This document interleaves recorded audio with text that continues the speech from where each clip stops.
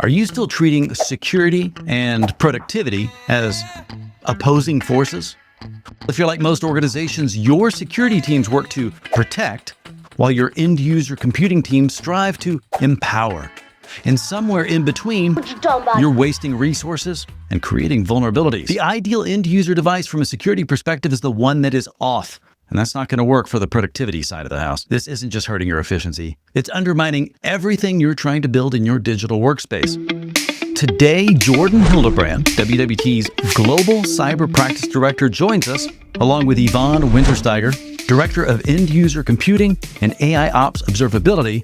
Together, they're going to reveal how leading companies are aligning their security and end-user computing strategies, one of 5 critical priorities identified in WWT's latest research paper, Digital Workspace Priorities for 2025. I'm Rob Boyd. You're watching WWT Presents Research. WWT Presents Research. What is your perspective on achieving this balance? How do you perceive the challenge in front of us? In the security side and leadership, we talk about the necessary need for, mine's very redundant, but for bipartisanship, right? We have to be able to reach across the aisle. Yeah. And we have to understand the persona. We have to say, you mentioned, you made a very good point about all security teams are also end users.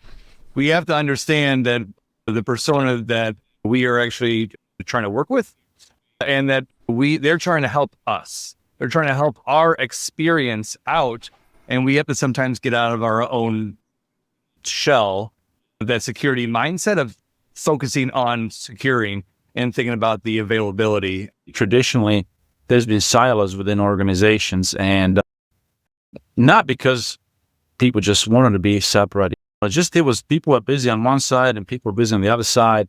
So it was naturally that we didn't have maybe as much conversation happening in the two groups.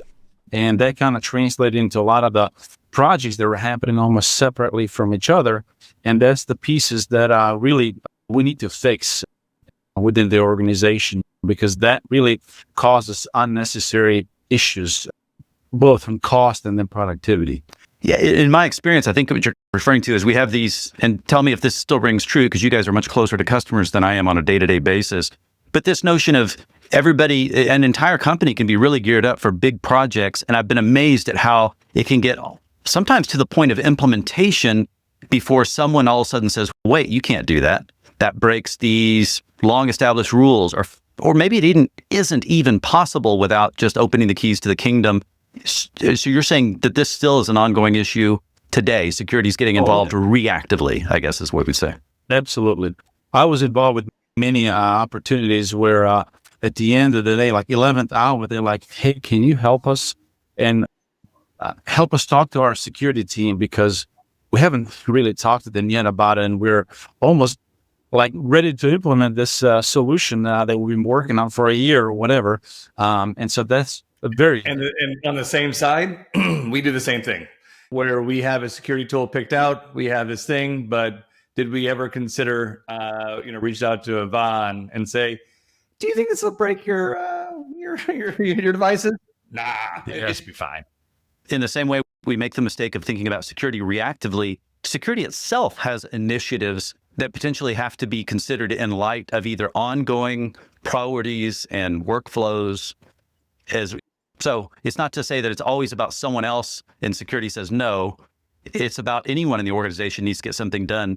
But specifically, we're talking about the user experience being affected, because that's the most demonstrable return, probably, in terms of if you're going to spend time and effort on something. You guys have identified this, obviously, and the report is big for 2025 because it's stopping us from getting the things done because of this weird dynamic situation we find ourselves in. Are we returning to work? Or are we not returning to work? How do we enable our employees?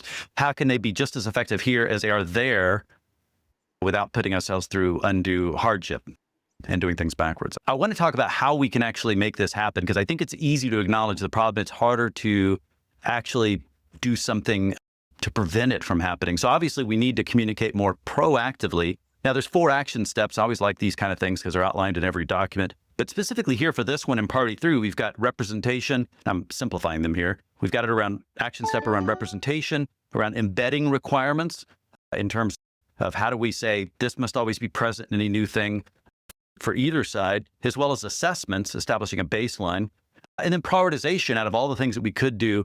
How do we decide what to do first? But I want to talk first about representation and about getting both teams properly represented and at the table when there's some kind of strategy planning going on. Jordan, I wonder if you could talk a little bit, when we talked before, you'd brought up, and I hope I'm pronouncing this right, the RACI framework.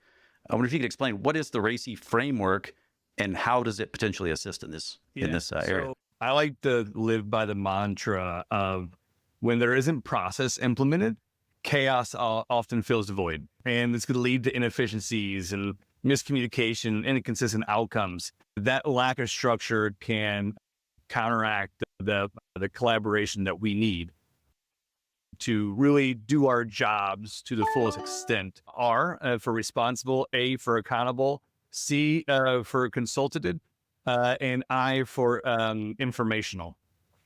So when we go through a project and we go through who owns things, even a process within nested underneath that higher level item, we have to think about who's responsible for it, who's accountable for that item, the implementation or something breaks, who should be consulted.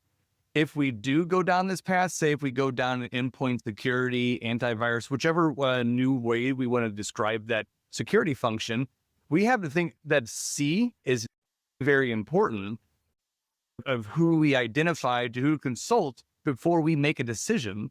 And the I is also who just should be informed.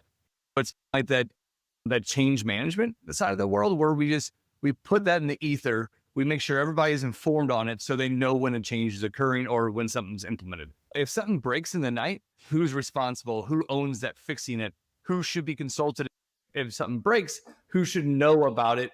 Who's like a couple ripples from that pebble that fell in the pond? Who's really being affected by it? Also, this is important on the beginning as well. When we are putting this in motion, even before the project is even quote unquote sold, that all the same methodology should be there, right? Because I want to make sure that both sets of strategies are represented in the decision that we're making or the organization is making. Yeah, absolutely. We can use that RACI methodology, but again, that has to stay with us through the whole thing, right? From the pretty much inception all the way to the end. First, I was thinking of it as something that's important to be present as a way to structure in your pre-planning, but you're saying it's an operational thing that needs to be considered as well. Because some of those things may change perhaps at different phases, but I would assume it's within the RACI framework that you go, wait, did we get security involved? Or if it's something else, maybe did we get end user computing? Who's responsible and who is the actual end user that would be affected by whatever's being proposed? It's identifying who cares about the tree falling in the woods. And we use that, by the way, when we were trying to even start to do these assessments. For example, if we're talking about some initiative, really the idea there is that a lot of times organizations don't even know who they need to bring to the table. And we're talking here earlier about those silos of excellence within the organization. They are so siloed they don't even know who they need to bring to the table so we can have this meaningful conversation. And really, that's what we're using, this same methodology. Which I would assume is not an insult to any organization in the sense that we need experts to be experts in their area. So it's not natural to understand all the potential impact points that could come from a certain decision. I think, Jordan, you look smarter with your glasses on. You decided to go with off. Is the glare bothering you? When I'm talking end user computing, I like to go down to the level. Oh, yeah. See me? He starts talking. I'm like, wait a second. Yeah. Hold on. I want to get serious. All right, only old man put the glasses on. All right, there we go. I have several pairs depending on what I'm trying to accomplish. It's so bad. So bad. Okay, let me ask you this, because I always worry, and I guess I'll go to Jordan since Ivan was just talking about this, but you both can comment. How do you avoid having too many people at the table in situations like this? Trial and error. I think as long as you have parties, you'll have entities like information security or cybersecurity, end user computing, networking, storage, whatever. You'll have those, And you got to figure out who's represented for each one of those. Everybody's their own main character of their story. So we need to make sure that their story isn't this biopic thing that everybody is. It's like a Game of Thrones where there's so many people and so many storylines they have to consider. There's too many. So it's trial and error. What will happen every year at the beginning of every year? You'll see a bunch of new meetings in January that fall on the calendars. And those calendar invites are a very strong intent, very positive intent saying, we're going to start this new initiative and we're going to all be collaborative and we're going to do that. And then the leaders will be there and they'll be on there and then they'll trickle off and bring their deputy. And then then the next person is an individual contributor gets brought in. And then by October, November, that means I'm not going to attend that meeting. It's a maybe. It's a tentative. So we'll have good intent. We'll all bring everybody there, but then everybody brings their opinions and it turns into what you were saying. Too many voices, turn into a storyline with too many things. Nothing gets accomplished. And it's the stop, starting, start finishing mentality you need to go to. Like a security guy, I feel like you're being negative and you're just bringing up what doesn't work. We want answers here. There's some answers embedded in that, but Ivan, comment on that. What are your thoughts? On the more productive side of the house, we try to do it. Take that. What we've done in the past is I've seen some patterns that are there in most organizations. We already have a little bit of an idea of at least who initially should be there.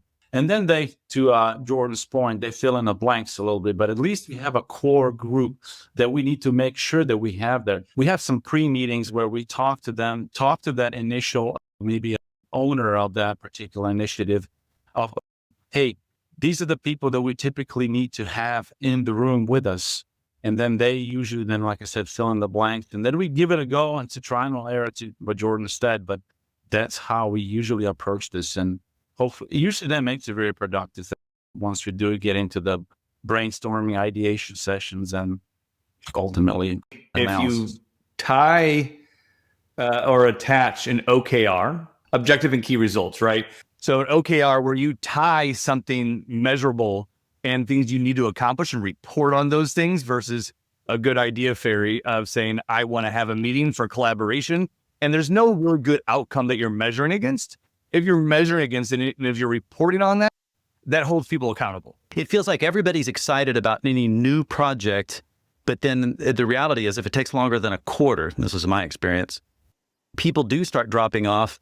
But as Ivan is saying, there's an importance in establishing what are the key critical roles to keep this thing headed towards specific objectives so that executives could dip in and out and they could still be supporting the initiative appropriately because sometimes that's required. But there's a reality that none of this happens in a vacuum. Every company is going to have multiple versions of this going on at any given moment with new ones starting up, other ones potentially dying off appropriately because they should, or maybe not.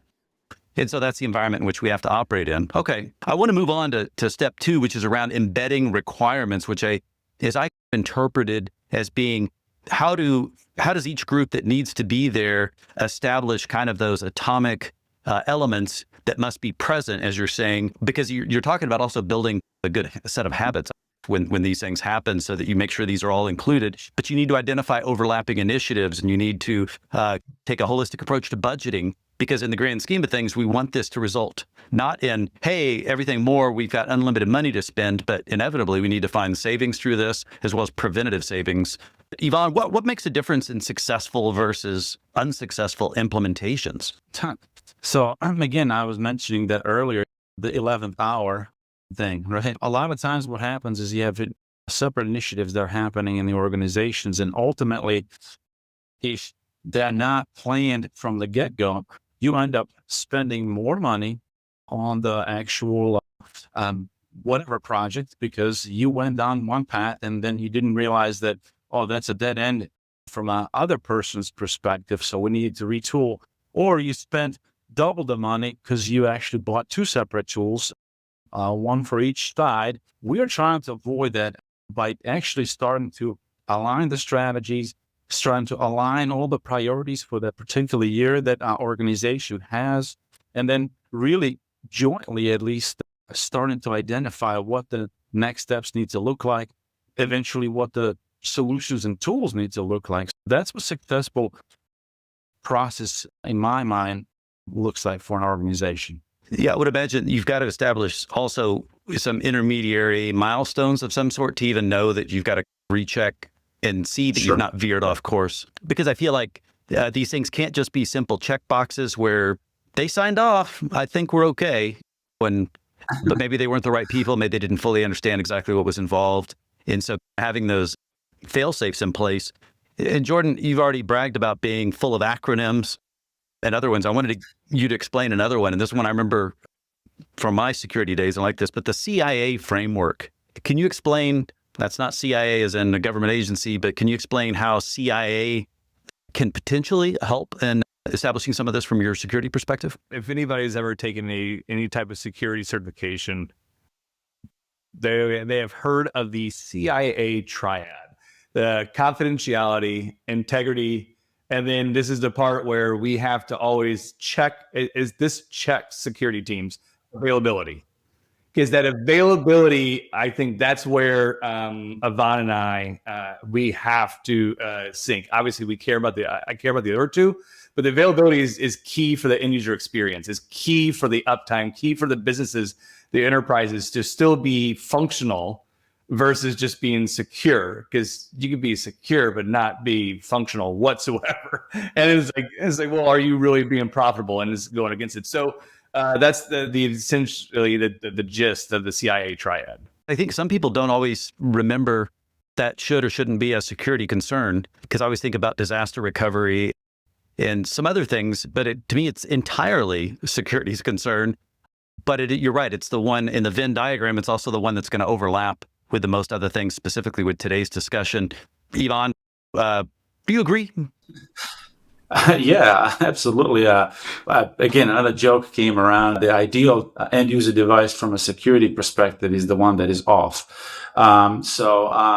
Again, and that's not going to work for the productivity side of the house. So again, that's what the whole balance is all about. Well, let's talk about step 3, and our action steps here is around assessment and really kind of, and these are not in order. Sometimes I feel like the priorities are very much in order. I don't think these are from my perspective, I don't think the order is as important, because I could see where this might move up in the steps, but it's establishing a baseline.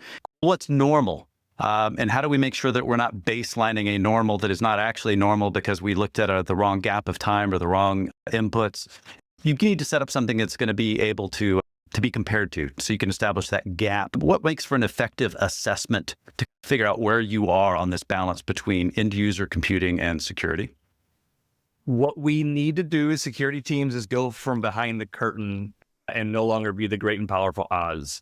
We need to be present. We need to be actually asking feedback from not just Ivan's teams and who he represents, but also the end users themselves. One good thing that I've seen represented internally here worldwide in my experience of leading that security operations practice is actually like asking for feedback, and which is scary sometimes. It's essentially going out there and hearing firsthand your Yelp review of how cold their coffee was when they ordered, or there wasn't mayo on their Sammy when they ordered it. But it's more personal because their end user devices are their conduit to their productivity. And if we stop that, we're going to hear it, and we have to hear it. We have to hear how some of it, a lot of it's warranted. Some of it can be answered or whatever. So we have to always balance education and hearing from the consumer, our customer, because the end users are our customers ultimately, no matter what. I think it's providing that medium to hear that feedback. That's interesting, because what you're talking about is a shared set of goals, because it's not just security goals versus EUC goals. The two are, what are the goals that are going to have to require input and adjustment from both sides? A lot of times, even IT thinks that they know what users want or need and how the actual experience is. But until you really ask, you don't really get the whole picture. This is a big thing, obviously, in observability portion of it, because if you measure your success by number of help desk tickets, that's a wrong measuring stick for any of that stuff. Majority of tickets are not actually reported, right? And you just silently suffer. So that kind of stuff needs to be figured out. And then that's going to govern then how do we adjust priorities to the two teams.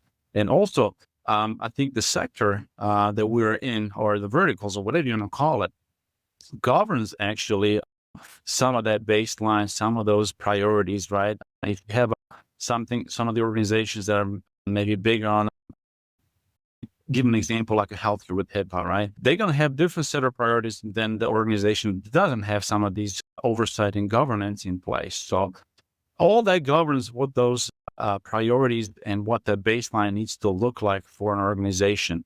But it's very unique to each organization at the end of the day. We as buyers who own the end user teams, InfoSec teams, cybersecurity teams, whatever teams, we are sometimes at the mercy of who we buy the technology from, of how it's implemented and how they perceive how easy it could be in an organization. But when that rubber meets the road and you put that technology in your environment, it may not always work how their website said it could work.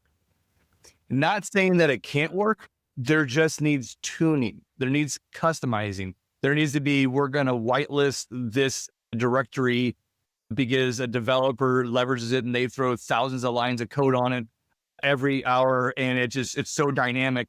We have to understand that if everybody's different, is there really a foundation or a baseline? We have a good idea, but I think we just know that every time we bring something in their environment, it's like putting wood down in your wood flooring. You have to put a little bit of space for growth, for the cold, for the hot, for the damp, the moisture. We have to watch and see how it reacts in our environment. We can't just set it and forget it and just let it go. Correct me, because I think this one hopefully is obvious to most people, is that beware of vendor training or to rely completely on what a vendor for a certain product, because they're very smart, but they're not going to be smart about your own environment. And they're not going to be smart about, now they may know, and the good ones will tell you, hey, you need to be sure you have this set of conditions operating, and hopefully they're with you in that process. I know that's something you guys are very much a part of because you're extremely consultative. Make sure I pronounce all the T's. Put the right emphasis on that one. But you're also reminding me, because I think we over-rotate on looking at where does security stop something from happening, but I think the more insidious thing is where is security slowing things down to where you can't even necessarily count on a user to tell you that it's a problem because things are happening, but maybe we're suffering in silence because we as users don't even know that there could be a better way. And so it really does require someone with that knowledge to be able to say, let's look at the process and how it's affected across these various elements and really say, are we doing the best we can for our users? Could we be more effective? And I feel like you're saying this is how we include the information to do that and document how are we actually improving over time. Number 4 out of 4. So that means we're getting close to the end here, but prioritization. How do you know what to do first? Ivan, I'm curious about factors that need to be considered when weighing your own unique priorities. What are some non-negotiables or stories you might have around where that's come to bite people? It all depends. Each year, each priority from a broader organization, it governs what happens that particular year, and it governs these particular initiatives that we're talking about here. Ultimately, really, every organization is very different in what they prioritize. And so really, the way usually we approach this is it's usually like something that is big pain point. That was the beginning of this whole even conversation. And that's usually the first thing we need to address. But as we're doing this whole analysis, assessments, and everything else, you really see all the rest of the priorities that are there. And based on all the input from users, from the IT organizations and business owners, really, you create this prioritized list of things that we need to improve in order to really improve not just productivity, but also security postures and everything else. Yeah, and I'm curious, Jordan, you've been on both sides of this, both in being I'm trying to remember in our conversation, because you've been helping customers with it, but you've also been a customer in that sense of having to receive it. How does security, maybe being new at the table, I'm picturing this in an overly comedic comic form, where security is like so happy to be here, but it's, do you have recommendations for how do they act appropriately? And this is not to insult security people, but this is, how do you not shut down the conversation? How do you be supportive of it? Any pointers that you could provide on when security's in that room, how do they be more supportive of what's trying to be established? That you made it feel like it's a sensationalized. I think I referenced this when we were chatting before, is the book, The Phoenix Project. Security is a very, is a way Ivan to describe security. I think, and we are the nose, and we're sensationalized, and we get our way, and we pout when we don't also get our way. But I think what we need to do is sometimes understand that there are many reasons why organizations go with secure implementations, go with security measures to increase their hardening of their infrastructure. Sometimes it's for compliance. We really appreciate compliance as security teams, because some organizations won't do some security measure.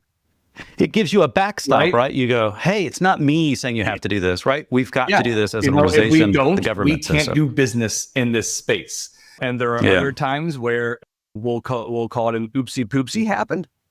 And do we really? Is that really what's happened? Okay. Bad people got in our environment, and now we have to do this to address our shareholders, our boards, our customers, our promises to them. And then the other thing, and I think, is we have to ensure that what we are doing is not affecting the business in an adverse light. I think our job, Ivan and I, at the core of it, our job is to enable the business, right? And we also, both of our jobs is to put confidence into the C-suite. And when they're growing the business and making this to the next level of maturity for our business lines, we give them the confidence to know that the back end, the infrastructure, the security, the secure implementations of what we have, it is going to help them make that decision to get to the next step. We've talked about this, the entire conversation of as balancing and checking ourselves and always getting that feedback. Is this inhibiting workflow, or is it truly inhibiting, or is it just, I can open up my Netflix during lunch? That's a whole different story. I get it. I like the Netflix and chill during lunch, but in reality, I think it's really just, we have to always get that feedback on what's priority and is it affecting our end users in our business line. From your perspective, where does worldwide technology step in and potentially help with some of the bigger parts of these trade-off decisions being made?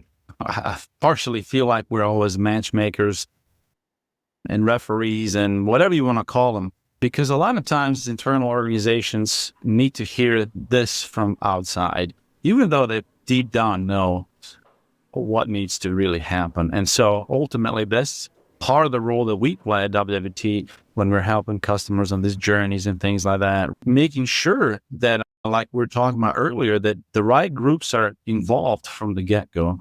So we don't have the issues of overspend. So we don't have issues of, 11th hour happens. Now we got to put a huge stop on a big project that was already advertised. And probably hear this every time you talk to us. The initial calls are important where we have that owner of this initiative or whatever project you want to call that, to really set the stage of what we need from them and who needs to be there, so we can truly then ultimately guide them. And it's really awesome to experience this in action when we get these people in the same room, virtual or physical.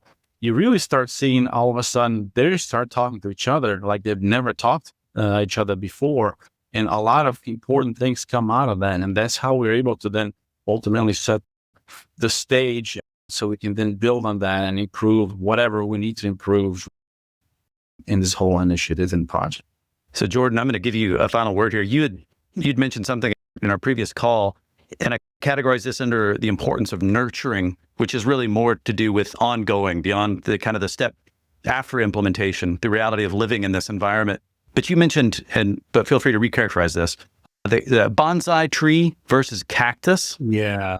Or can you tell that story? So my wife knows anytime you speak with me, I'm going to come up with a new analogy, and it just goes with age. I think the older I get, the more of these analogies I get. We have to continuously evaluate and monitor what we're implementing. And if we don't do that, it's like the technologies that we do, our jobs and our organization is not the cactus. We can't just implement the thing and just let it go. It's going to survive in a desert environment. It's going to have what it needs to grow on its own. But if anybody gets close to it, beware. But it's just set it and forget it. A bonsai, you need to give that TLC. There's a shape to where it needs to go. There's a method to how to go about it. And if you don't, it will die. And that's very extreme, but what is going to happen is if you do give it the care and feeding, it's going to present very well. It's going to give you that good warm and fuzzies that the board needs, that they feel to get to the next step, like as I mentioned before. But that's so important for the organizations, is know that it sometimes is going to be a lot of work. There is some trimming of some branches that need to go, or there's some other ones that let flourish, and also say, you know what, this one really needs a little more room and oxygen and water, so we need to trim this one off. Those are decisions that business owners have to make every single day, and it's the same thing for any type of security implementation. People especially who live in security may not realize how you can't think in a project-based mindset. Things can start off as a project, but there's a reality to the nurturing and the care and the feeding that you're constantly readjusting. You're steering a ship that is constantly under pressures from different sides, just to bring in another analogy. My wife gives me a hard time because I make those things up too, but I don't think about them enough before I say them out loud. But I also didn't pass me by that. I think we all know security people who can be prickly. And so I think about that cactus and I'm like, yeah, that works for me. I like that. I like that reference. I like the picture. I like the visualization there. Jordan, thank you so much for taking the time to join us. Thanks, Rob. Really appreciate it.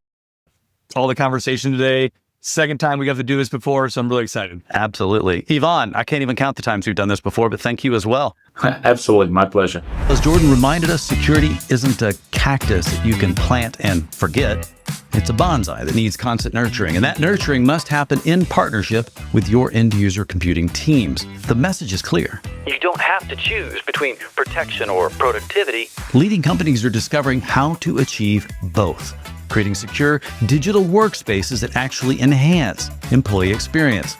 To learn more about aligning security and productivity, along with other critical priorities shaping the future of work, download WWT's Digital Workspace Priorities for 2025, the research paper. And remember, you don't have to tackle these challenges alone. WWT's experts are standing by and ready to help to guide your organization forward. I'm Rob Boyd. Thank you for watching. This episode is brought to you by Omnissa, the first AI-driven digital work platform that continuously adapts to the way you work. Omnissa is transforming digital work with secure, personalized experiences for every employee on any device.